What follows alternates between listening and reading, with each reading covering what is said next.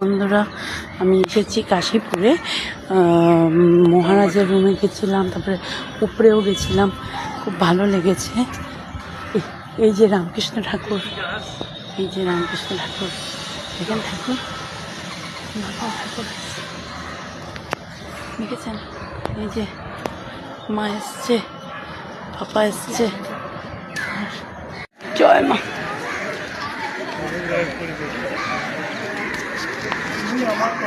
বন্ধুরা, আমি এসেছি বেলুড় মঠে।